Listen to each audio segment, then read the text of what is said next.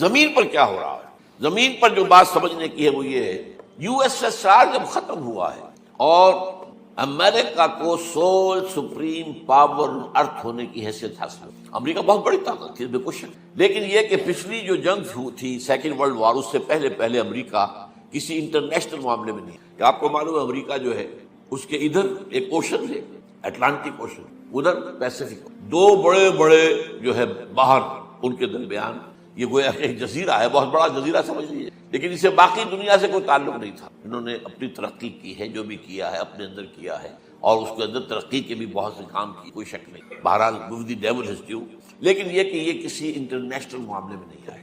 Second world war میں جبکہ جرمنی چھا گیا تھا، یہ سارا یورپ اس نے فتح کر لیا، یہ فرانس وغیرہ کی کوئی حیثیت ہی نہیں، یہ سارے ممالک اس نے فتح کر لیا، برطانیہ کی اینٹ سے اینٹ بجا دی، لندن جو ہے اتنا برباد کر دیا کہ اس کو جو ہے اس کی شکل پہچانی نہیں جاتی تھی، اتنی بمبارڈمنٹ وہاں ہوئی۔ تو چرچل نے بڑی کوشش کی، دورہ بھی کیا کسی طریقے سے امریکہ اس جنگ ہمارا ساتھ دے اور جرمنی اور جاپان کو شکست دے، لیکن یہ کہ امریکہ ریلیکٹنٹ تھا۔ اس کے بعد ایک واقعہ ایسا ہوا ہے، اب میں نہیں کہہ سکتا کہ ہو سکتا ہے وہ بھی یہود کی سازش سے ہوا ہو، اور ہو سکتا ہے کہ وہ خود ہو۔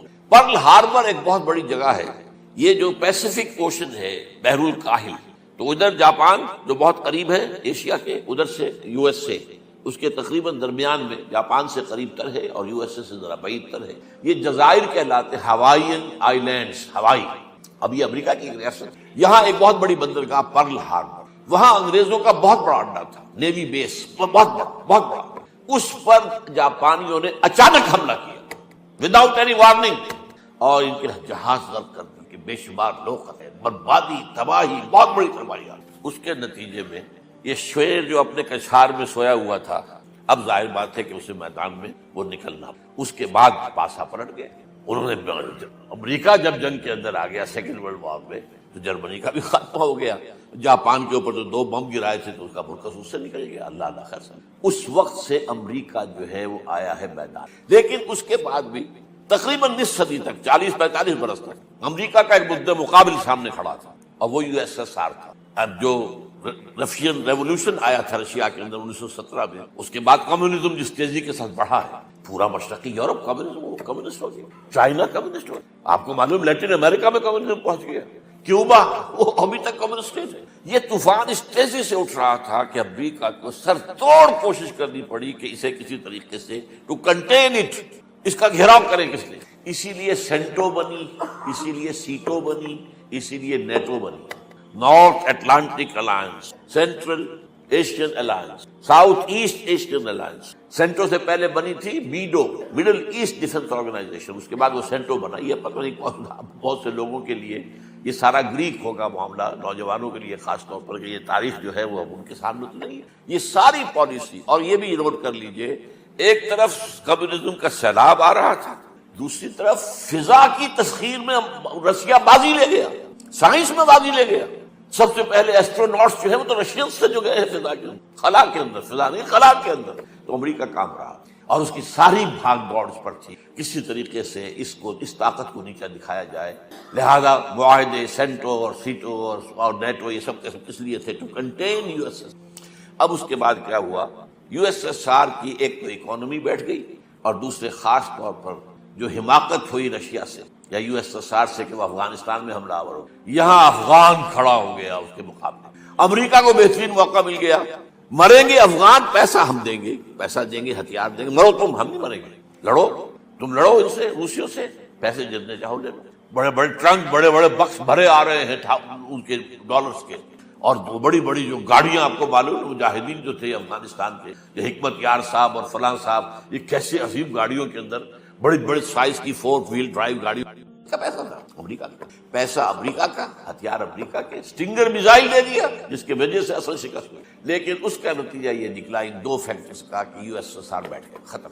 اب جب یو ایس ایس آر ختم ہو گیا تو اب امریکہ کو سول سپریم پاور ارتھ ہونے کی حیثیت حاصل۔ اس وقت عالمی سطح پر یہودی جمع عیسائی بریکٹ کر دیا، اور امریکہ جمع یورپ یہ بریکٹ کر دیا۔ ان کا اندر معاملہ کیا ہے؟ اصل جو ہے اس میں پیچھے مائنڈ ہے، ماسٹر مائنڈ، سازشی ذہن ہے، وہ یہودی کا۔ باقی عیسائی آلہ کار بن گئے، جو 100% آنے کا ہے یہود کا وہ پروٹیسٹنٹس ہے. پروٹیسٹنٹزم یہود ہی نے پیدا کرایا تھا. یہود ہی نے یورپ کے اندر سود کا رواج شروع کروایا, ورنہ سود حرام تھا وہاں پر بھی, یوزلی بھی اور کمرشل انٹرسٹ بھی دونوں حرام تھے. یہ یہودی نے کروایا. اور پھر پہلا بینک بنوایا ہے انگلستان کے اندر, بینک آف انگلینڈ. اور جو پوپ کے خلاف بغاوت کرائی تو پہلی بغاوت ہوئی انگلستان کے اندر, جو چرچ آف انگلینڈ علیحدہ ہو گیا. اور اسی کو یہودیوں نے قرار دیا یہ ہمارا ماڈرن اسرائیل ہے, یہ اسرائیل ہمیں دیا ہے گاڈ نے, یہ جو ہے برطانیہ. اس کے کچھ عرصے کے بعد یہی جو ہے ایکسوڈس ہوا ہے اور وہ امریکہ میں جا کے آباد ہوا. لہٰذا امریکہ کو بھی جیوز نے کہا ہے دس از انادر اسرائیل, یہ ہمارے اصل اسرائیل, ماڈرن اسرائیل یہ ہے. اس لیے کہ جو انہیں وہاں پر اقتدار حاصل ہوا ہے, جو قوت حاصل ہوئی ہے, جس قدر دولت انہوں نے وہاں جمع کی ہے, وہاں کے جس طریقے سے جکڑ لیا ہے وہ فرنگ کی رگے جہاں بن جائے یہود نے. ٹھیک 100 سال پہلے علامہ اقبال یہ مشاہدہ کر کے آ گئے تھے یورپ میں. اور کون دیکھنے والا تھا کہ وہاں کیا ہو رہا ہے, بیہائنڈ دی سین کیا ہے, سامنے کیا ہے, پردے کے پیچھے کیا ہے. فرنگ کی رگے جہاں بن جائے یہود. اس وقت فرنگ کا امام تھا برطانیہ, یہ وہ سلطنت تھی جس پر سورج کبھی غروب نہیں ہوتا تھا. آج وہ فرنگ کا امام امریکہ تھا. افغان یہ برطانیہ تو اب جو ایک نظم ہے کہ بچپن میں پڑھی تھی, London bridge is going down going down going down, اس کی مثال ہے. برطانیہ کی کوئی حیثیت نہیں, ورلڈ پاور کی حیثیت نہیں ہے, وہ تو چھوٹا بھائی اس نے بنا رکھا امریکہ نے اپنا, تو اس حیثیت سے جو ہے اس کی کوئی حیثیت ہے, کوئی اور حیثیت ہے.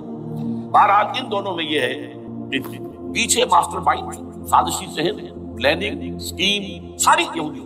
اعلی کار امریکہ سب سے بڑھ کر, اس کے بعد برطانیہ. اور اس میں اصل پروٹیسٹنٹس, ان میں بیپٹسٹ, ان میں اس سے بھی آگے بڑھ کر ایونجلسٹ, جن کو کہتے ہیں بورن اگین کرسچنز, جن کو کہتے ہیں نیو کنزرویٹو کرسچن. یہ تمام اصطلاحات آپ اخبار میں پڑھ لو گے, ان کو گروپ کرو. یہ اصل خالق ہے.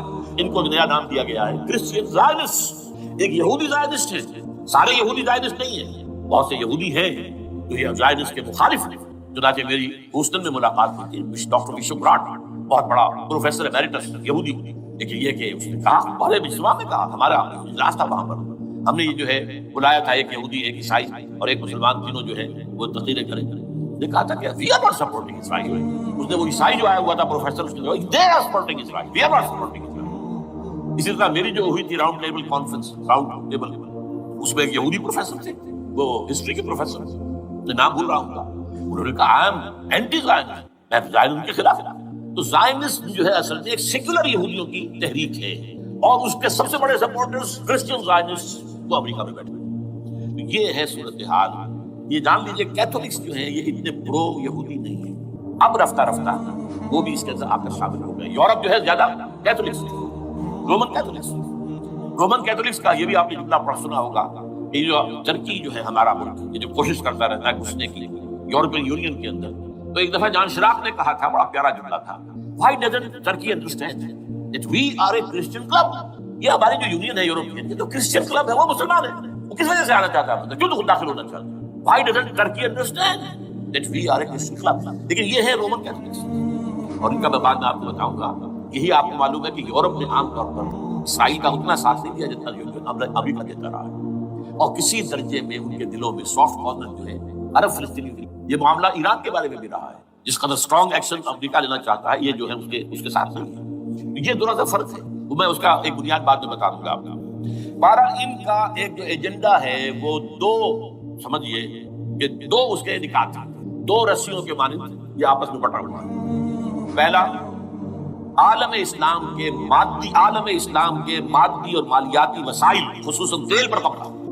یہ ان کا دنیاوی اعتبار سے, دولت کے اعتبار سے, وسائل کے اعتبار سے اس وقت کا ایجنڈا. ویسے تو اس سے اوپر وہ جاتے ہیں پوری دنیا پر, وہ تو بات کی بات ہے, لیکن ابھی نہ وہ روس کو چھیڑ رہے ہیں نہ چین کو چھیڑ رہے ہیں. چین تو ان کا سب سے بڑا جو ہے بزنس پارٹنر ہے, سب سے بڑا, اور چین کو رفتہ رفتہ وہ اپنی لائن پر لا رہے ہیں. اب تو صرف یہ کہ وہ ایک پارٹی گورنمنٹ وہاں رہ گئی ہے جو کہ کمیونزم کے دور کی یادگار ہے, باقی ان کی جو اکانومی ہے وہ تو آ چکی ہے اسی روپیوں کا جو یورپ کی ہے, مغرب کی.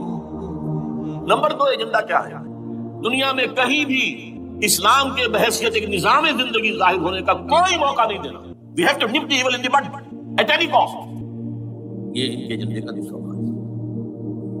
یہ دو انٹرٹوائنڈ, جیسے آپ لڑیوں کو پٹ دے کر رسی بناتے ہیں, ایسے یہ دو لڑیاں ہیں. اسلام کا پولیٹیکل سوشل اکنامک سسٹم پہ ہو نہ جائے آشکارا شر پیغمبر کا, یہ ابلیس نے کنکلوڈ کیا. مجھے ابلیس کی مجلس چھڑا ہے, ہو نہ جائے آشکارا شر پیغمبر, کہیں ایسا نہ ہو کہ پیغمبر کی شریعت دنیا کے سامنے, پیغمبر کا نظام آ جائے. الحذر, آئین پیغمبر سے 100 بار الحذر. حافظ ناموس زن، مرد آزما مرد آفری، یہ معاشرتی نظام ہو گیا۔ موت کا پیغام ہر نوع غلامی کے لیے، نہ کوئی فخور و خاکہ، نہ کا دائر نشین، یہ سیاسی نظام آ گیا اور کرتا ہے دولت کو ہر آلودگی سے پاک صاف۔ منعموں کو مال و دولت کا بناتا ہے امین، تم دولت کے امین و مالک نہیں ہو۔ اور اس سے بڑھ کر اور کیا فکر و عمل کا انقلاب، بادشاہوں کی نہیں اللہ کی ہے یہ زمین، ان الارض للہ، یہ نظام کہیں نہ آ جائے، یہ ہے جس پہ کہ وہ خطرہ محسوس کر رہا تھا۔ اور اس کے بعد یہ کہتے ہیں یہ تو تھا عصر حاضر کے تقاضے، لیکن یہ کہ صورتحال کیا ہے، ہو نہ جائے آشکارا شرع پیغمبر کہیں ہے یہی۔ یہ معاملہ اس طرح رکھو کہ خود مومن ہے محروم یقین، یہ غنیمت ہے کہ خود مومن ہے محروم یقین۔ ہمیں اگر کوئی سہارا ملتا ہے تو اس سے کہ مومنوں کو بھی، نام نہاد مسلمانوں کو بھی اپنے اس نظام پر یقین ہے، وہ نماز پر یقین رکھتے ہیں، روزے پر رکھتے ہیں، زکوٰۃ کو بھی جو بھی اللہ تعالیٰ جس کو تفویض دیتا ہے، حج کرتے ہیں، عمرے کرتے ہیں، یہ ہے سب۔ لیکن یہ کہ یہ غنیمت ہے، چشم عالم سے رہے یہ پوشیدہ یہ آئین تو خوب۔ وہ ابلیس کہتا ہے کہ یہ آئین چشم عالم سے پوشیدہ رہنا چاہیے، یہ غنیمت ہے کہ خود مومن ہے محروم یقین۔ ہمارے لیے جو ہے اگر کوئی سانس لینے کی جگہ ہے وہ یہ ہے، حوصلہ افزائی اگر ہے تو اس میں ہے کہ خود مومن محروم یقین، اس کے سامنے وہ راستہ ہے۔ اب لیجیے یہودیوں کے ایجنڈے کو میں تجزیہ کر رہا ہوں۔ سب سے پہلے World Bank, IMF، globalisation, TRIPS, ان تمام ہتھ کنڈوں کے ذریعے عالمی مالیاتی استعمار جو بظاہر امریکہ کا ہوگا حقیقتاً یہود کا ہوگا۔ یہودیوں کے نزدیک پوری نوع انسانی حیوانوں کے مانند ہے۔ They are not human beings, they are goyim, they are Gentiles۔ یہ انسانی شکل میں حیوان ہیں، اور جیسے حیوانوں کو ایکسپلائٹ کرنا، استعمال کرنا انسانوں کا حق ہے۔ گھوڑے کو آپ باندھتے رہے ہیں ٹانگے کے آگے اور بیلوں سے آپ ہل جتواتے رہے ہیں، تو جیسے یہ حق ہے ایسے ہمارا حق ہے پوری دنیا کی جو ہے وسائل کو کھینچے۔ ہاں جیسے گھوڑے اور بیل کو بھی کوئی نہ کوئی دانہ تو ڈالنا پڑتا ہے، چارہ بھی دینا پڑتا ہے، تو ان کو بھی کچھ دو۔ یہ پوری نوع انسانی ورکرز بن کر رہ جائے، حیوان بن جائے، بالکل شہوت کے غلام بنا دو انہیں، اخلاقی اقدار کا بیڑا غرق کر دو، خاندانی نظام کو تہمارا کر دو۔ یہ باقاعدہ جو protocols of the elders of the Zion سب میں موجود ہے، لکھا ہوا، جو 1897 میں انہوں نے پاس کیا اپنا پروگرام، بیسل سوئٹزرلینڈ کا ایک شہر ہے، protocols of the elders of the Zion. ان کو حیوان بنا دو، بس حیوانوں سے کام لیتے رہو۔ ہاں ان کی کمائی کا کچھ حصہ ان کے لیے چھوڑ دو، وہ بھی زندہ رہیں، وہ بھی آخر کام کیسے کریں گے، اور اصل جو ہے ملائی کھینچ لو اپنے اس نظام کے لیے۔ World Bank, IMF، stock exchange, TRIPS, globalisation, اس کے ذریعے سے عالمی مالیاتی استعمار۔ نمبر 2 ایک ہے ان کا ایجنڈا، یہ تو عالمی ہے۔ دوسرا ایجنڈا کیا ہے؟ وہ لوکل، وہ کیا ہے؟ گریٹر اسرائیل کا قیام، جس میں مصر کا سارا زرخیز علاقہ شامل ہو، جو ڈیلٹا کا علاقہ کہلاتا ہے، جہاں کے اس وقت کے بادشاہ نے، حضرت یوسف علیہ السلام کے زمانے کے بادشاہ نے، وہ فرعونہ کے خاندان میں سے نہیں تھا، وہ عرب تھا، عربوں ہی سے کسی وقت کوئی قوم آئی تھی جو کہ مصر پر قابض ہوئی، اس نے حضرت یوسف کے خاندان کو لا کے وہاں آباد کیا، بہترین جشن کا علاقہ کہلاتا ہے، بہترین۔ وہ کہتے ہیں ہمارا ہے، ہم رہے وہاں پر کئی سو برس تک رہے، عراق ہمارا ہے، وہاں ہمیں قید میں رکھا گیا، نبوکدنضر لے گیا۔ عرب کا شمالی حصہ جو ہمارا ہے، وہاں خیبر میں یہودی گڑھے تھے، قلعے تھے، اور وہاں مدینے کے اندر جو ہے 3 قبیلے یہودی تھے، محمد نے صلی اللہ علیہ وسلم نے وہاں سے نکال کیا تھا۔ یہ جارڈن، یہ ترکی کا بھی کچھ حصہ ہمارا ہے، باقی پورا لبنان اور پورا فلسطین، یہ سب اس کے اوپر بنے گا ایک گریٹر اسرائیل، لوگ۔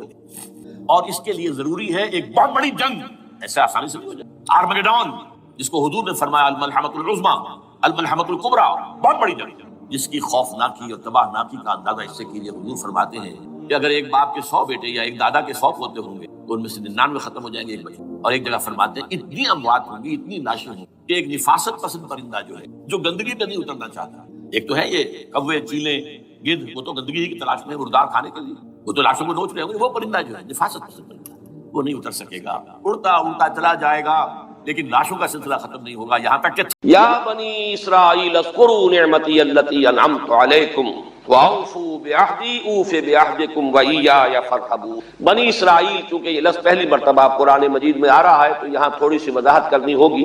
ابن جو عربی میں بیٹے کے لیے آتا ہے ابن، اس میں جو شروع کا حمزہ ہے یہ در حقیقت اضافی ہے، اصل لفظ جو ہے بے نون پر مشتمل ہے، اسی لیے اس کی جمع سالم آتی ہے بنون۔ قرآن مجید میں المال والبنون زینت الحیات الدنیا، تو یہ جو اس کی جمع سالم ہے وہ در حقیقت بنون ہے، اور پھر اس کی حالت نسبی اور حالت جری بنین ہوگا، اور جب یہ مضاف بن جائے گا تو اس کا وہ نون گر جائے گا، تو اے بنی اسرائیل، اے اسرائیل کی اولاد، لفظی ترجمہ ہوگا اے اسرائیل کے بیٹوں، لیکن یہ کہ مراد اولاد ہے، اس میں برسبیل تغلیب اگرچہ خطاب مردوں سے ہو رہا ہے جیسے کہ قرآن مجید میں اکثر و بیشتر ہے، لیکن یہ کہ اس میں خواتین بھی شامل ہیں۔ تو یا بنی اسرائیل، اے اسرائیل کے بیٹوں، اسرائیل سے مراد کیا ہے؟ اس پر اتفاق ہے، اجماع ہے، حضرت یعقوب کا یہ لقب ہے۔ البتہ یہ لفظ بنا ہے اسر اور ایل دو سے مل کر۔ ایل کا لفظ جو ہے وہ عبرانی زبان میں الہ کے لیے ہے، الہ اور ایل ویسے بھی قریب قریب ہیں، اسی لیے تمام فرشتوں کے نام جبرائیل، میکائیل، اسرائیل، یہ تمام الفاظ کے ساتھ جو ایل آتا ہے یہ درحقیقت اسماعیل بھی، سما اور ایل، چونکہ حضرت ابراہیم علیہ السلام نے دعا کی تھی پروردگار بیٹا عطا فرما، اس اعتبار سے جب اللہ تعالیٰ نے بیٹا عطا فرمایا تو اسماعیل نام رکھا، یعنی اللہ نے سن لیا۔ جیسے ہمارے ہاں دیہات میں یہ خاص طور پر جانگلی علاقہ جو کہلاتا ہے، اللہ ڈوایا، اللہ سنیا، یعنی یہ اللہ نے جس کے بارے میں ہماری دعا سنی اور ہماری استدعا کو قبول فرمایا، تو یہ گویا کہ اسماعیل کے معنی یہ ہے۔ تو اسرائیل جو ہے اسر اور ایل سے مل کر بنا ہے۔ عبرانی اور عربی زبان کے بارے میں یہ اختلاف ہے، ایک رائے تو یہ ہے کہ ماں بیٹی کا رشتہ ہے، عربی زبان عبرانی سے نکلی ہوئی، لیکن زیادہ اکثر محققین کی رائے یہ ہے کہ یہ دونوں بہنیں ہیں، کوئی اور کامن زبان تھی سیمیٹک لینگویج ابتدائی جس سے کہ یہ دونوں زبانیں پھر وجود میں آئی ہیں، گویا کہ ان کے درمیان رشتہ جو ہے وہ بہنیں ہونے کا ہے، ماں اور بیٹی کا نہیں ہے، لیکن ظاہر بات ہے کہ مشابہت اور ان کے اندر جو ہے قرب جو ہے اور مناسبت وہ بہت نمایاں ہے۔ اسر کے دو ترجمے کیے ہیں، یہودی علماء تو اس پر بہت زیادہ جزم کے ساتھ قائم ہے کہ اسر سے مراد ہے بطل، یعنی رجل عظیم، جواں مرد، بہت باہمت انسان، اس لیے کہ ان کے ہاں یہ عقیدہ ہے اور بڑی تحریف جو ہوئی ہے تورات میں، اس میں ایسی ایسی باتیں بھی ہیں۔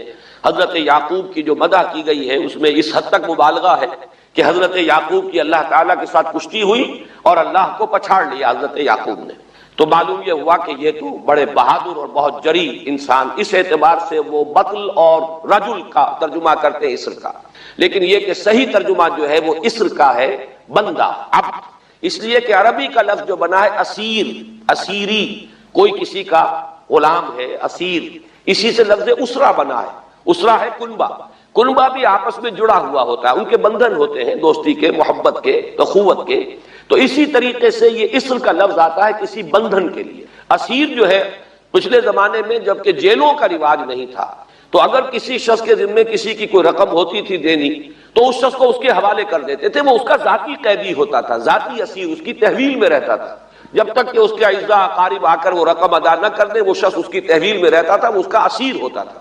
اس اعتبار سے غلام کے معنی میں یہ لفظ جو ہے مستعمل ہے، تو اسرائیل کا ترجمہ ہوگا عبداللہ۔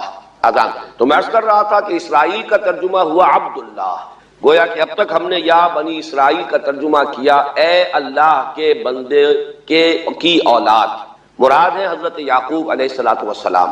حضرت یعقوب حضرت اسحاق کے بیٹے ہیں، حضرت اسحاق حضرت ابراہیم علیہ السلام کے دوسرے بیٹے ہیں۔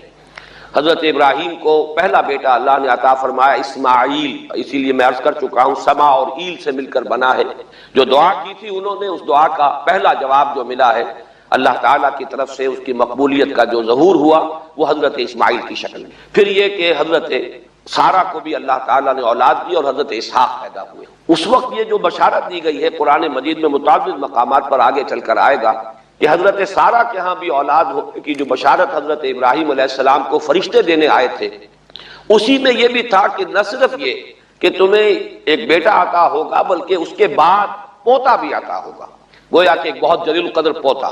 اس اعتبار سے ایک رائے یہ ہے کہ یعقوب عقب سے بنا ہے، گویا کہ بشارت میں پہلے ہی سے شامل تھا حضرت یعقوب علیہ السلام کا ذکر بھی کہ اسحاق کے بعد اسحاق کے ہاں ایک بہت جلیل القدر بیٹے کی ولادت ہوگی اور اس کا نام یعقوب ہوگا، یعنی اسحاق کے بعد آنے والا، بیٹے کے بعد جو پوتا آتا ہے۔ لیکن یہود کی رائے یہ ہے کہ حضرت یعقوب پیدا ہوئے ہیں اپنے بھائی عیسو کے ساتھ، یہ تمام بیٹے ہیں حضرت اسحاق علیہ السلام کے، دو بیٹے پیدا ہوئے بیک وقت، جڑواں بھائی۔ پہلے حضرت عیسو کی ولادت ہوئی ہے اور تورات کے الفاظ یہ کہ یعقوب اپنے بھائی عیسو کی ایڑیاں پکڑے ہوئے تولد ہوا، تو چونکہ حضرت عیسو کے بعد حضرت یعقوب کی ولادت ہوئی ہے تو گویا کہ اس وجہ سے ان کا نام حضرت اسحاق نے یعقوب رکھ دیا، عقب میں آنے والا، بعد میں آنے والا۔ بہرحال حضرت یعقوب علیہ السلام کے پھر 12 بیٹے ہیں جن کی تفصیل پوری موجود ہے، یہ تاریخ جو ہے بڑی ریکارڈڈ ہے، اس لیے کہ بنی اسرائیل کی یہ تاریخ جو ہے books of the old testament میں اس کی پوری تفصیل موجود ہے۔ 4 بیویاں تھی حضرت یعقوب علیہ السلام کی، جن سے 12 بیٹے ہوئے، 3 بیویوں سے 10 بیٹے تھے، اور سب سے چھوٹی بیوی سے 2 بیٹے تھے، حضرت یوسف اور بنیامین، اور ان دونوں سے حضرت یعقوب علیہ السلام کو بڑی محبت تھی۔ حضرت یوسف سے چونکہ یہ تاریخ شروع ہوتی ہے اس اعتبار سے کہ انہیں ان کے بھائیوں نے کنویں میں ڈالا، پھر اللہ تعالیٰ نے وہاں سے ان کے نکلنے کا سامان کیا، پھر مصر پہنچایا، پھر مختلف مراحل سے گزار کر انہیں وہاں ایک بہت اونچی پوزیشن تک پہنچایا۔ تو حضرت یوسف علیہ السلام سے اس اعتبار سے ان کی تاریخ شروع ہوتی ہے۔ 1906 قبل مسیح میں حضرت یوسف علیہ السلام کی پیدائش ہے، جہاں تک صحیح اندازہ کیا جا سکا ہے۔ یوں سمجھیے کہ آج سے تقریباً 4000 سال قبل یہ حضرت یوسف کی پیدائش ہے، اور حضرت یوسف پڑ پوتے ہیں حضرت ابراہیم کے۔ ان میں اگر آپ 200-250 سال کا اور اضافہ کریں تو آج سے کوئی 4,2500 سال قبل کی شخصیت بنتے ہیں حضرت ابراہیم علیہ السلام۔ حضرت یوسف کے زمانے میں پھر جیسے کہ وہ تفصیل سورہ یوسف میں آئے گی، یہ پورا خاندان آ کر کنعان میں تھے، لیکن وہاں سے آ کر مصر میں آباد ہو گئے۔ مصر میں ان کا بڑا اعزاز ہوا، اکرام ہوا۔ اس کے خاص حالات تھے کہ مصر میں اس وقت جو بادشاہت تھی وہ اصل مصر کے لوگوں کی نہیں تھی، بلکہ یہ بھی سیمیٹک لوگ تھے جو جا کر جنہوں نے عراق وغیرہ کے علاقے سے ہی جا کر انہوں نے فتح کیا تھا مصر کو، لہذا انہیں فرعون نہیں کہا گیا قرآن مجید میں، وہ فرعونہ کا خاندان نہیں ہے، بلکہ وہ تاریخ میں ہکسوس کنگز کہلاتے ہیں۔ تاریخ مصر میں وہ 15واں خاندان کہلاتا ہے وہاں کے بادشاہوں کا، 15th ڈائنیسٹی، اور یہ چونکہ لوکل نہیں تھا اس لیے ان کو فرعون نہیں کہا جائے گا، بلکہ یہ ہکسوس کنگز چرواہے بادشاہ تھے کہ جو عرب کے ان علاقوں سے آئے تھے جزیرہ نما سے، اور وہاں سے وہ چرواہے تھے۔ ان کا تو پیشہ ظاہر بات ہے صحرا میں کیا ہوتا ہے، بھیڑیں بکریاں پالنا، لیکن انہوں نے آ کر مصر کو فتح کیا، وہاں ان کی بادشاہت ہو گئی۔ محسوس ایسا ہوتا ہے کہ ایک سیاسی پہلو موجود تھا۔ وہ جو بادشاہ مصر نے جس طریقے سے اعزاز کیا ہے حضرت یوسف علیہ السلام کا، پھر جو اختیار دیا، جو اقتدار دیا، جو ان کو حیثیت دی، پھر انہیں اجازت دی کہ اپنے پورے خاندان کو بلا لیں، اور پھر مصر کا بہترین جو زرخیز ترین علاقہ تھا وہ انہیں عطا کر دیا کہ یہاں آباد ہو جاؤ۔ جوشن کا علاقہ، یا گوشن بھی کہتے ہیں، جشن بھی کہتے ہیں، یہ جو نائل کا ڈیلٹا ہے کہ جو جا کر آپ کو معلوم ہے کہ دریا جو ہیں جب بہت سی شاخوں میں تقسیم ہو جاتے ہیں سمندر میں گرنے سے قبل، تو وہ ڈیلٹا جو ہے زرخیز ترین علاقہ ہوتا ہے۔ آرٹیفیشل اریگیشن کے اور نظام تو تھے نہیں، جہاں دریا ہی چھوٹی چھوٹی نہروں کی شکل اختیار کر لے وہاں گویا کہ وہ فطری طور پر جو ہے بڑے وسیع رقبے کے اندر اریگیشن ہو سکتی ہے۔ تو اس ڈیلٹا کے علاقے میں بہترین علاقہ ان کو دیا گیا، وہاں آباد ہو جاؤ۔ وہاں یہ رہے ہیں گویا کہ پیرزادوں کی حیثیت۔ ابھی ان کے پاس کوئی شریعت نہیں، ابھی کوئی کتاب نہیں ملی، ابھی صرف یہ ایک خاندان ہے، حضرت ابراہیم کی نسل کا ایک خاندان ہے، اس لیے کہ حضرت ابراہیم کی نسل میں حضرت اسماعیل کی نسل ہے کہ جو عرب میں آباد ہو چکی، ان کی نسل میں پھر حضرت اسحاق کے بیٹوں میں سے بھی عیسو کی نسل وہ اور جگہ پر آباد ہو چکی۔ اس اعتبار سے یوں نہ سمجھیے کہ نسل ابراہیم صرف ان پر مشتمل ہے۔ اسی طرح بنی قطورہ تیسری جو آپ کی اہلیہ تھی، ان کی اولاد بھی، تو گویا کہ یہ بہت وسیع حلقہ ہے جو اولاد ابراہیم کا ہے۔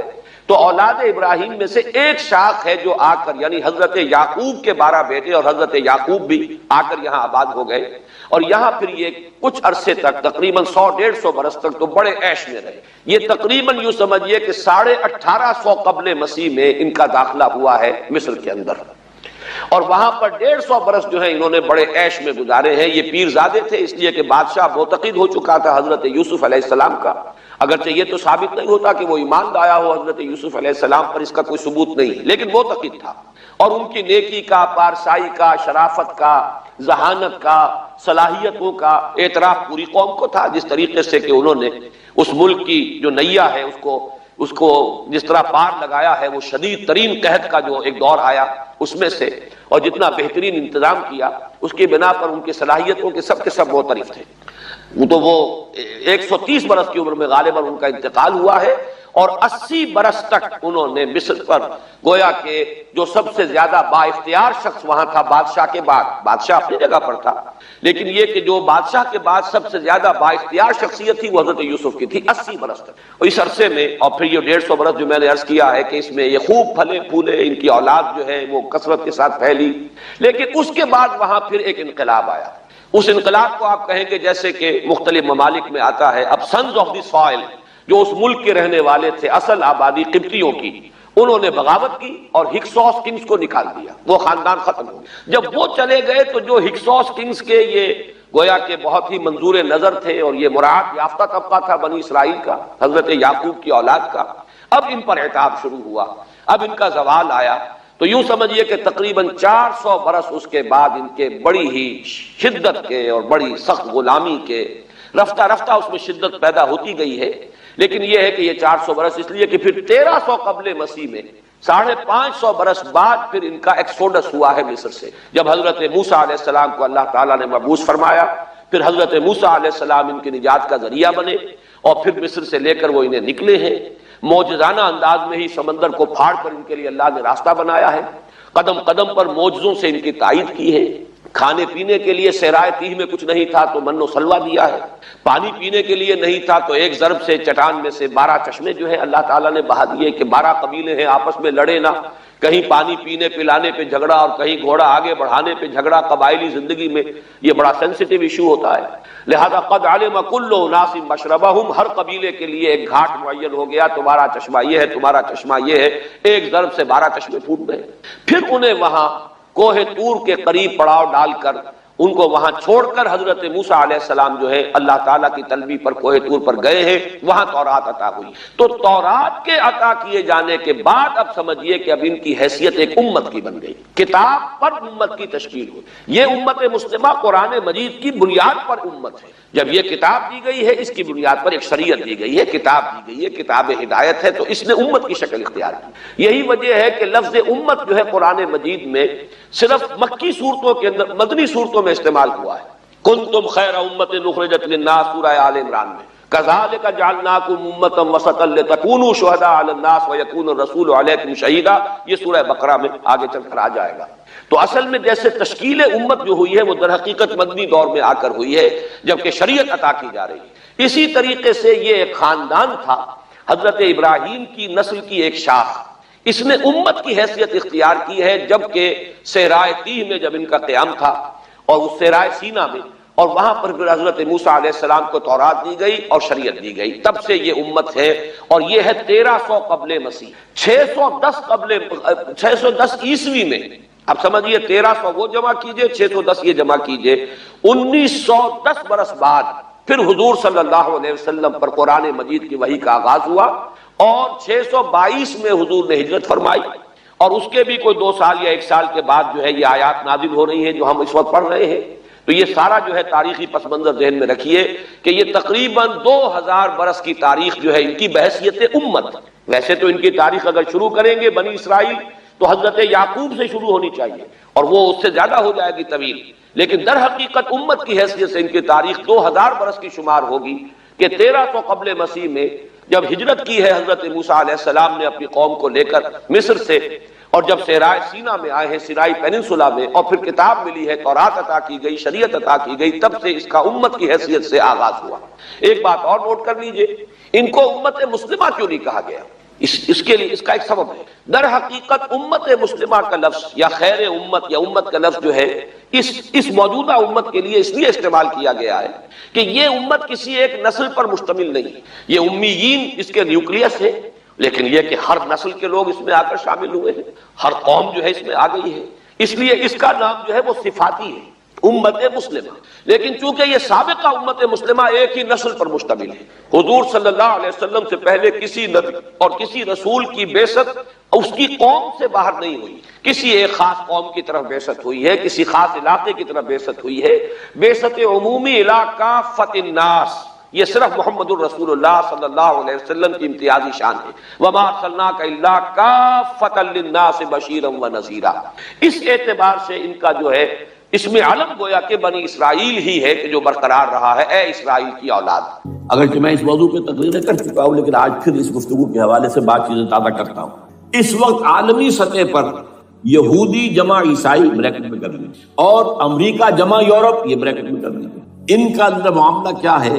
اصل جو ہے اس میں پیچھے مائنڈ ہے، ماسٹر مائنڈ، سازشی ذہن وہ یہود کا ہے۔ باقی عیسائی آلہ کار بن گئے ہیں۔ جو 100% آلہ کار ہے یہود کا وہ پروٹیسٹنٹس ہیں۔ پروٹیسٹنٹزم یہود ہی نے پیدا کرایا تھا، یہود ہی نے یورپ کے اندر سود کا رواج شروع کروایا، ورنہ سود حرام تھا، وہاں پر بھی یوزری بھی اور کمرشل انٹرسٹ بھی دونوں حرام تھے، یہ یہودیوں نے کروایا۔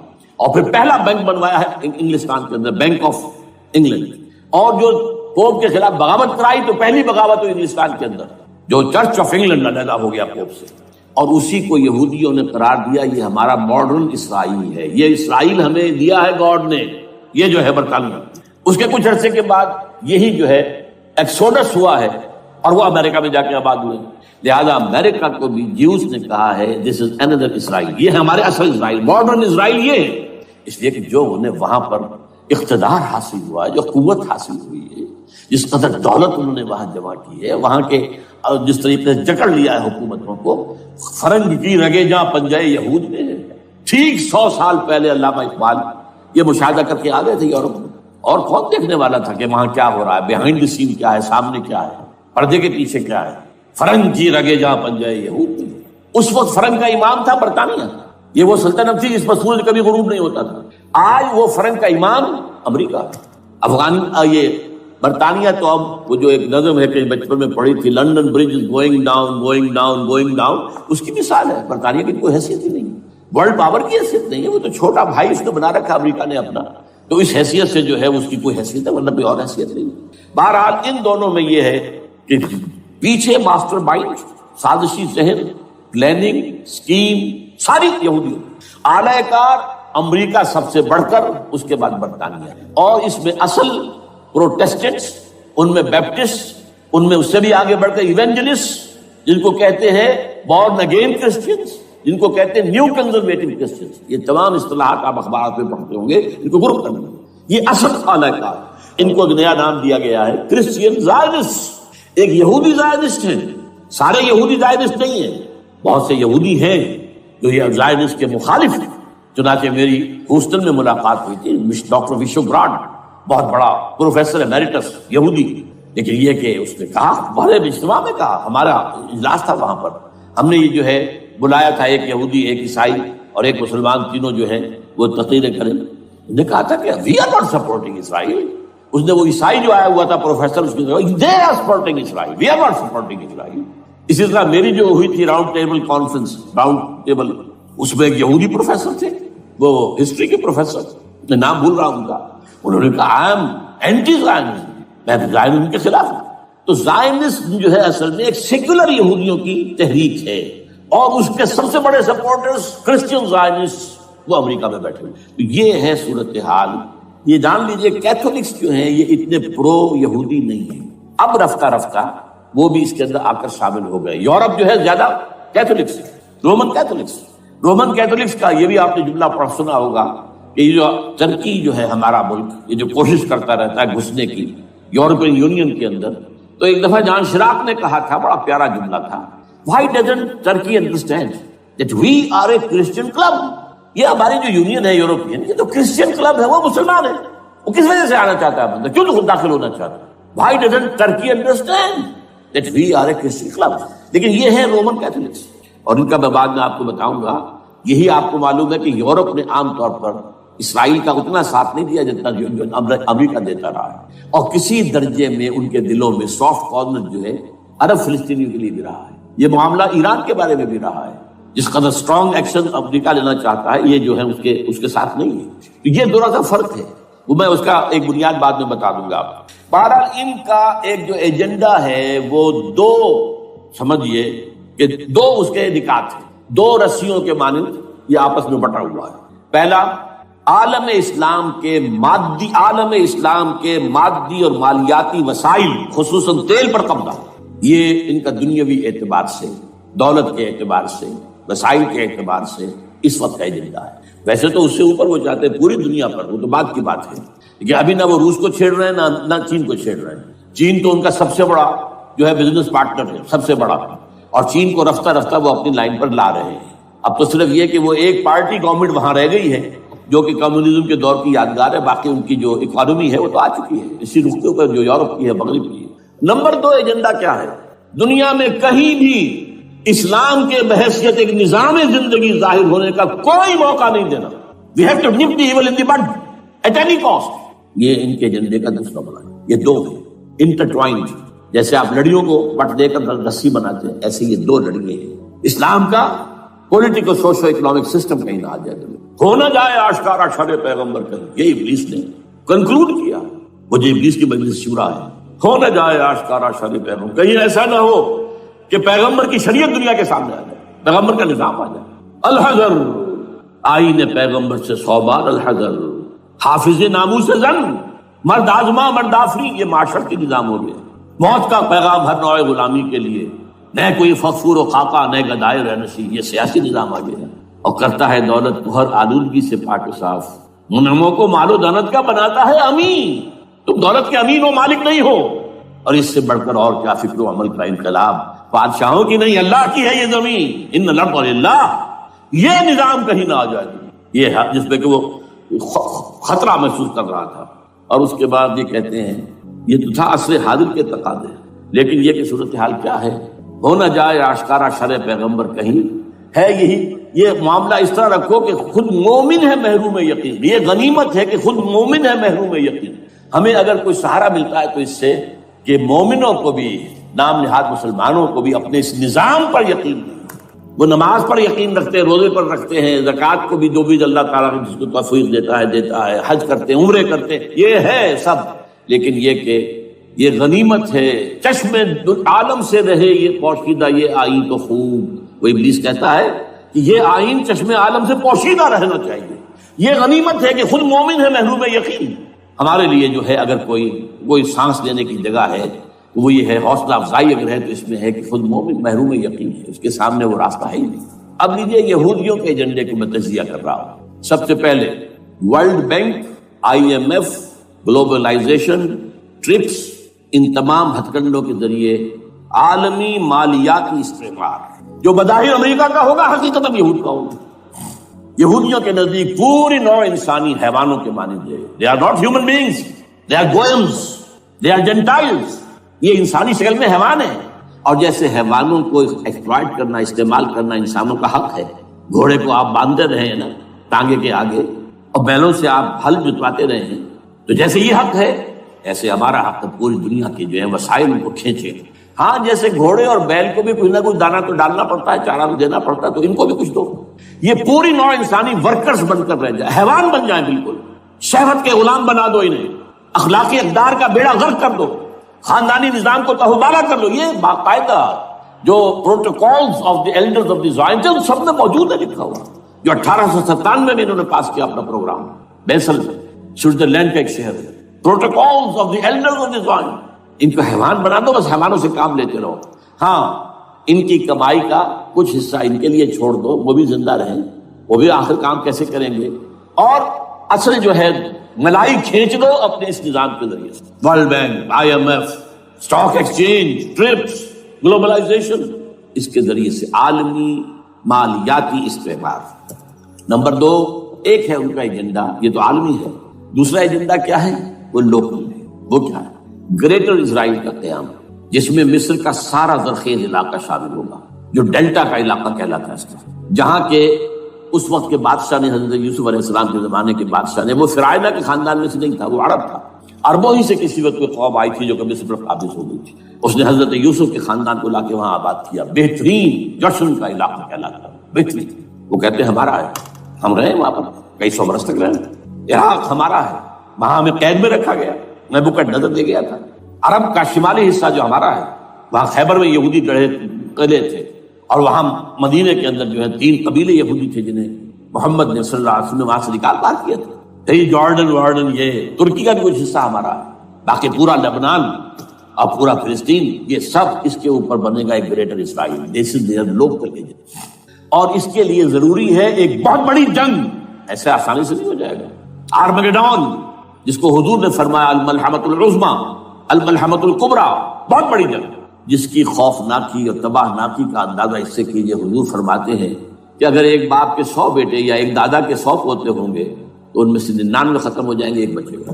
اور ایک جگہ فرماتے ہیں اتنی اموات ہوں گی، اتنی لاشیں ہوں گی کہ ایک نفاست پسند پرندہ جو ہے، جو گندگی پہ نہیں اترنا چاہتا، ایک تو ہے یہ کوے، چیلیں، گدھ، وہ تو گندگی ہی کی تلاش میں ہے مردار کھانے کے لیے، وہ تو لاشوں کو نوچ رہے ہوں گے۔ وہ پرندہ جو ہے نفاست پسند پرندہ، وہ نہیں اتر سکے گا، اڑتا اڑتا چلا جائے گا، لیکن لاشوں کا سلسلہ ختم نہیں ہوگا، یہاں تک کہ تھک ہار کر لاشوں پر گر جائے گا۔ یہ دور نہیں ہے، اس لیے کہ اس پر متفق ہیں یہودی بھی اور عیسائی۔ پروٹیسٹنٹس عیسائی اس کے اوپر پوری طرح متفق ہیں۔ آرمیگیڈون جسے آپ تھرڈ ورلڈ وار کہہ لیں، الملحمۃ العظمیٰ کہہ لیں، الملحمۃ الکبریٰ کہہ لیں، حضور کے الفاظ میں یہ آئے گی۔ اس کے نتیجے میں گریٹ اسرائیل بنے گا۔ نمبر 3 پھر بنے گا تھرڈ ٹیمپل، جو ٹائٹس نے گرا لیا تھا 70 میں، سن 70 عیسوی، جسے گرے ہوئے کتنا عرصہ ہو گیا؟ 2008، اندازہ کر لیجیے 1800 کتنے برس ہو چکے۔ وہ دوبارہ بنائیں گے تھرڈ ٹیمپل، اور اس کے لیے مسجد اقصیٰ کو گرائیں گے اور ڈوم آف دی راک، قبۃ الصخرہ، وہاں لا کر پھر اس میں کنگ ڈیونز تھرون لا کے رکھا جائے گا۔ یہ بھی میرے علم میں پہلی مرتبہ اسی ٹرمپٹ کے اشارے سے آیا۔ وہ کیا ہے؟ حضرت داؤد کا، آج سے کتنے ہزار سال پہلے کی بات ہے، اندازہ کیجیے 1000 قبل مسیح، اور یہ اب 2000 ہو گیا عیسوی، 3000 برس تو ہو گئے۔ وہ کیا تھا؟ ایک پتھر تھا جس پر بٹھا کر حضرت داؤد کی تاج پوشی کی گئی، پھر اسی پر حضرت سلیمان کی تاج پوشی، پھر اسی پر ان کے بادشاہ آتے رہے، تاج پوشی ہوتی گئی۔ ٹائٹس نے جب گرایا ہے سن 70 عیسوی میں، یروشلم کو برباد کیا، 1,33,000 یہودی ایک دن میں قتل کیے، ایک دن میں، باقی نکال دیا، بھاگ جایا۔ اس کو کہتے ہیں diaspora, that started in 70 AD۔ یہ منتشر ہو گیا، جس کا جہاز سنگھ سمایا چلا گیا، یورپ میں چلے گئے، شمالی افریقہ میں، مسلمان ملکوں میں، انڈیا میں آ گئے، ایران میں آ گئے، سب وہاں سے نکال دیے گئے، ڈائسپورا۔ بہرحال وہاں سے وہ ٹائٹس وہ پتھر لے گیا، وہ روم میں لے گیا، روم سے کسی طرح وہ آئرلینڈ پہنچ گیا۔ آئرلینڈ پیور کیتھولک ملک ہے، آپ کو معلوم ہے، اور وہاں پر پروٹیسٹنٹس کی اور کیتھولکس کی جنگیں ہوتی رہتی ہیں۔ کبھی بھی شیعہ سنی مسلمانوں کی اس طور سے خانہ جنگی نہیں ہوئی ہے جیسے کہ وہاں ان دو عیسائیوں میں کیتھولکس اور پروٹیسٹنٹس میں ہوتی ہے۔ وہ رومن کیتھولک ملک ہے۔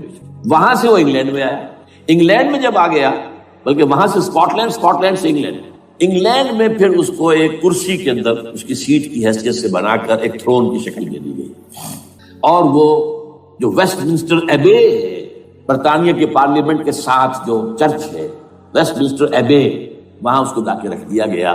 اس وقت سے برطانیہ کے بادشاہوں اور ملکاؤں کی تاج پوشی وہاں ہوئی۔ تو ایک یہ ہے کہ پھر اس کو لا کر وہاں رکھیں گے۔ اب یہاں سے اختلاف ہے، یہ نوٹ کریں، یہاں تک عیسائیوں کا یہودیوں کا ایجنڈا ایک، یہاں اختلاف ہے۔ یہودیوں کے نزدیک ان کا مسیح آئے گا اور وہ وہاں بیٹھ کر پوری دنیا پر راج کرے گا۔ وہ مسیح جس کی خبر دی گئی تھی شروع کی کتابوں میں، جو تورات کی اب ابتدائی کتابیں ہیں، وہ تو حضرت مسیح کی شکل میں آ گئے۔ دی پروفیسی واز فلفلڈ۔ یہودیوں نے نہیں مانا، انہیں تو قرار دیا جادوگر ہے، کافر ہے، مرتد ہے، ولد الزنا ہے، اور اپنے بس پر تصوری پر چڑھا دیا۔ وہ دوسری بات ہے، اللہ نے کیا کیا، وہ ایک علیحدہ مسئلہ ہے۔ چنانچہ یہ کہ دی سچویشن از ویکنٹ، وہ مسیحا کی جگہ ابھی باقی ہے ان کی، and they are waiting for ہم۔ تو وہ آئے گا اور وہ یہاں اس تخت داؤد پر بیٹھ کر پوری دنیا پر ہوگا۔ عیسائیوں کا کہنا کیا ہے کہ در حقیقت حضرت مسیح نازل ہوں گے، سیکنڈ کمنگ آف جیسس، جس کو ہم بھی مانتے ہیں۔ اگرچہ ہوگا کیسے، حالات و واقعات کا کیا ہمارے نزدیک رنگ ہے، وہ کچھ مختلف ہے، وہ ویسے بیان نہیں کر سکتا۔ حضرت مسیح علیہ السلام پھر اس تخت پر بیٹھیں گے ان کے عیسائیوں کے مطابق۔ چنانچہ پوپ جو مر گیا ہے، پال سیکنڈ، اس کو یہ ٹرمپٹ والے کہتے ہیں شیطان، اور ان کا کہنا یہ ہے کہ اس شیطان نے the old ancient Roman holy Roman empire کو ریوائیو کیا ہے یونائٹڈ یورپ بنا کر، اور ان کا مقصد کیا ہے کہ یہ فلسطین میں ایک رومن کیتھولک حکومت قائم کرنا چاہتے ہیں۔ یہودی اپنی حکومت چاہتے جو ہے، اور وہ اپنی حکومت چاہتے ہیں، یہ ان کا کہنا ہے۔ یہ میں نہیں جانتا کہ اس میں کس حد تک ان ایک دوسرے پر الزام درست ہے، لیکن جیسے کہ آپ کو معلوم ہے کہ انڈونیشیا کے اندر بھی ہوا تھا، ایک جزیرے کو تقسیم کر دیا، ایک حصہ جو ہے اس کا وہ رومن کیتھولک ریاست بن گیا۔ شاید نائجیریا میں بھی اس طرح کا معاملہ ہوا ہے تھوڑے علاقے کے اندر، وغیرہ وغیرہ۔ تو یہ ہے، لیکن بہرحال یہ ان کا۔ عیسائیوں کا معاملہ کیا ہے؟ میں نے جیسا کہ بتایا کہ یہ تو اس ایجنڈے کے اندر متفق ہے، اور عیسائی بھی ورلڈ ڈومینیشن، مالیاتی جو ہے استعمار، اس کے لیے کوشاں ہے، لیکن ان کے نزدیک حضرت عیسیٰ ابن مریم آئیں گے علیہ السلام اور وہ حکومت کریں گے۔ اس پورے ڈرامے کا اسکرپٹ پورا یہودیوں کا لکھا ہوا، اور انہی کی سازش اس پورے ڈرامے کے پیچھے ہے۔ البتہ بظاہر اس ڈرامے کا بڑا کیریکٹر جس سے آپ ہیرو کہیں وہ امریکہ ہے، اور اس کے تابع یورپ بھی ہے۔ یہ ہے عالمی سطح پر معاملہ اس وقت۔ ویسے میری 2 کتابیں جو ہے اس پر کتابچے ہیں، 4 سال پہلے میں نے اسی مقام پر 2 تقریریں کی تھی، ایک موجودہ عالمی حالات اور اسلام کا مستقبل، وہ دوسرا حصہ جو میں اس وقت نہیں چھیڑ رہا، ہوگا کیا اصل میں، جس میں یہ ہے کہ کہیں اسلامی ریاست قائم ہو، خلافت کا نظام قائم ہوگا کہاں ہوگا یہ میں نہیں کر رہا۔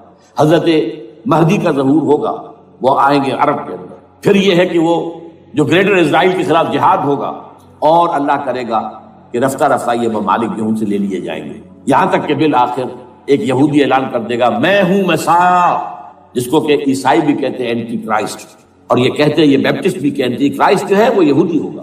جبکہ کچھ عرصے پہلے بہت بڑا پروپیگنڈا ہوا تھا کہ اینٹی کرائسٹ جو ہے، دجال جو ہے وہ تو مسلمان ہوگا، نہیں، لیکن وہ کہتے ہیں کہ ہوگا یہودی ہوگا.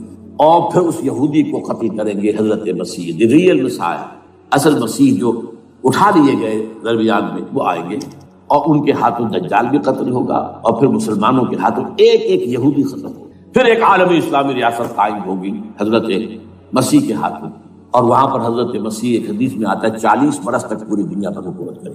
بہرحال یہ دوسرا پکچر ہے جو ہمارے سامنے، میں اس وقت کی تفصیل میں نہیں جا رہا، جو ان کے سامنے پکچر ہے وہ میں نے آپ کو بیان کر دیا. اب اس میں تجزیہ کیجئے افغانستان پر حملے کا اصل سبب جو میں نے دو بتایا نا، دو لڑیاں ہیں ان کے ایجنڈے کی، ایک اسلام کہیں ظاہر نہ ہو جائے، اسلام کا نظام ظاہر نہ ہو جائے، اور ایک مسلمانوں کے مالیاتی خاص طور پر تیل کے وسائل پر قبضہ.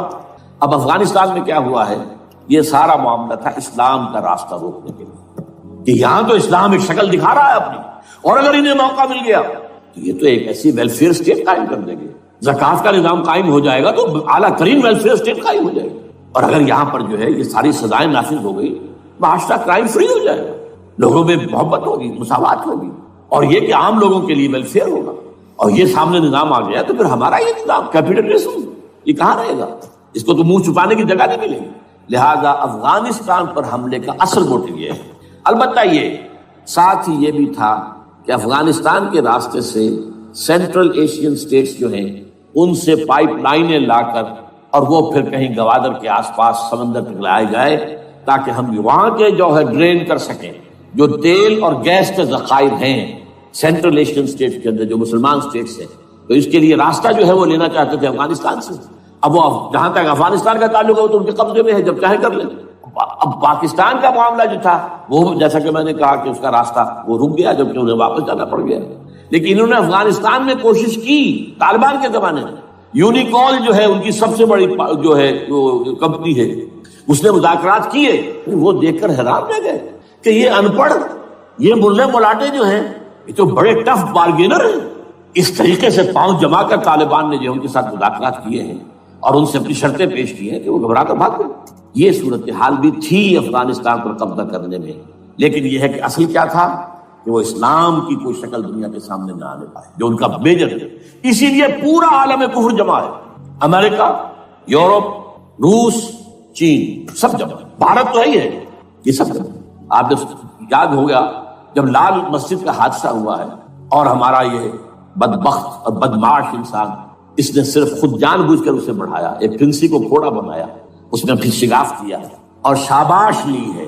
امریکہ سے شاباش آ گئی، نیٹو سے شاباش آ گئی، رشیا سے شاباش آ گئی، چائنا سے شاباش آ گئی. وہ چونکہ محسوس کر رہا تھا کہ اندرون ملک تو میری اب کشتی ڈگمگا رہی ہے، ڈاواڈول ہے. I have to have more support from outside. اور for that I have to do it. کہ دیکھو میرے عین قلب میں پاکستان کے یہ پھوڑا نکل آیا تھا، یہ بنیاد پرستی کا اور یہ شدت پسندی کا اور یہ تنگ نظری کا اور یہ فلاں کا، یہ دہشت گردی کا، اور میں نے دیکھو کیسے اس میں چیرا دیا ہے، کتنے لوگوں کو ختم کر دیا ہے. اچھا اس میں یہ بھی ذہن میں رکھیے کہ افغانستان کے بارے میں یہودیوں کے علم میں ہے کہ حضور کی حدیث کیا ہے. حضور کی حدیث ہے یخرج من خراسان رایات سود، خراسان کے علاقے سے کالے جھنڈے لے کر فوجیں چلیں گی. لا یردھا شیء، کوئی طاقت ان کو رخ نہیں موڑ سکے گی. حتیٰ تنصب لیا، یہاں تک کہ وہ آ کے بیت المقدس میں جھنڈے گاڑ دیے جائیں. دے نو اٹ، یہ جان لیجیے یہ لوگ پڑھے لکھے لوگ ہیں. میں آپ کو ایک واقعہ سناتا ہوں. جب 1967 میں یہودیوں کو فتح ہوئی بہت بڑی اور پورا یروشلم اب ان کے قبضے میں آ گیا، ایسٹ یروشلم جو کہ ابھی جارڈن کے قبضے میں تھا.